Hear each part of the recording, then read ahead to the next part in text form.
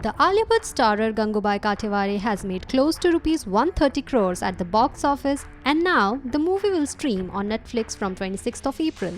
So let's know from the actor herself how she prepared for the role and how was the experience shooting for the Sanjay Leela Bhansali film. बहुत ही powerful character में आप नज़र आ रहे हैं, तो उसमें ऐसा नहीं लगता आलिया भट्ट है, ऐसा लगता है जैसे रियल गंगूबाई है। तो मैं आपसे जानना चाहूँगी कि कितनी उस पर मेहनत करनी पड़ी और क्या आप कमाठीपुरा या कठियावाड़ी में लोगों के बीच गई, उन फीमेल से भी मिली?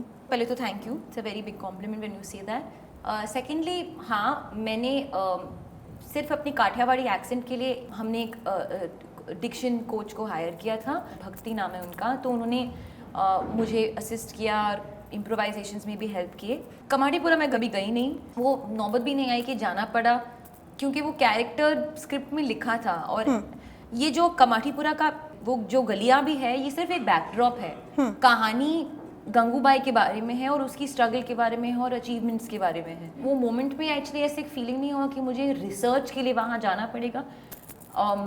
अच्छा वही होगा सर और मैं साथ में बैठ के इस कैरेक्टर को फ्रॉम द स्क्रैच क्रिएट करें। पर मेरे दिमाग और मेरे जहन में बस एक ही बात चल रही थी कि मुझे सर के साथ काम करना है, मुझे एक संजय लीला बंसाली हीरोइन बनना है मेरी लाइफ टाइम में एक बार, और अगर 3 बार या 4 बार भी हो गया तो अच्छा ही है, पर एक बार तो बनना ही बनना है।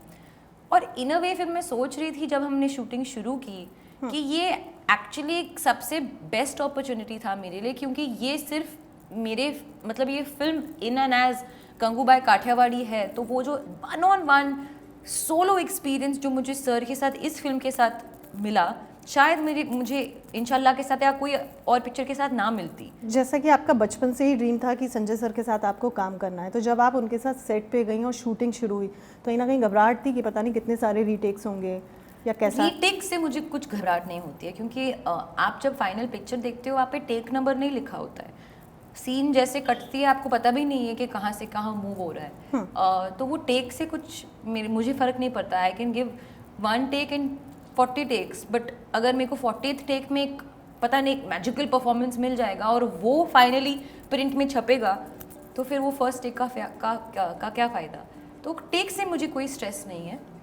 हाँ, एक घबराहट तो डेफिनेटली थी, क्योंकि मुझे एक एक्सपेक्टेशन है कि मैं सर को निराश नहीं करना चाहती थी। मैं चाहती थी कि वो मेरे काम से खुश हो, सेटिस्फाइड हो, इम्प्रेस्ड हो, all those things. You want to make a good mark. As an actor कितना प्रेशर होता है कि आप जहाँ भी जाते हैं, मतलब पर्सनल लाइफ में भी, जस्ट फॉर एन एग्जांपल, अगर आप रेस्टोरेंट में खाना खाने जा रहे हैं तो वहाँ भी आपको कैप्चर किया जाता है, पेपराजी होती है, या फिर मोबाइल से भी कहीं पे आपका फुटेज ले लिया, वो सोशल मीडिया पे वायरल हो जाता है। तो कितना स्ट्रेस होता है एज एन एक्टर खुद को हमेशा मेंटेन रखने का?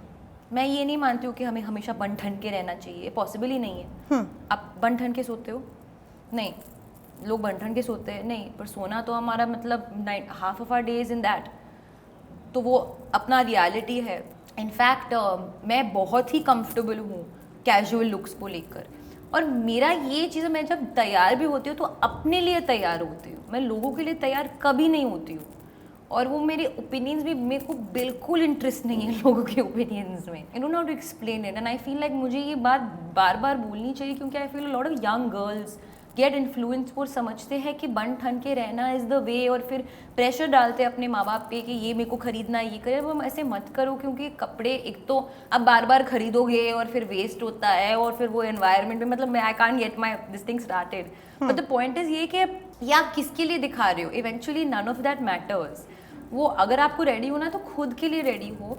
ओपिनियंस पे अगर आप ज़िंदगी जियोगे तो मतलब वो बहुत ही मतलब ट्विस्टेड रास्ता है, और आप उस पर गुम हो जाओगे, और you won't be able to focus on the good things. और यही बात पापराज़ी की, तो ये भी उनकी रोजी रोटी है। तो हाँ, of course sometimes I don't like it, but I find a way to make sure कि मेरी लाइफ प्राइवेट हो, इसलिए मैं इतना बाहर जाती नहीं हूँ। एज एन एक्टर आप प्रिपेयर्ड हो for these things to happen, वरना पब्लिक पर्सनालिटी मत बनो ना अगर ये सब नहीं चाहिए तो। थैंक यू सो मच हर जिंदगी से बात करने के लिए। Thank you.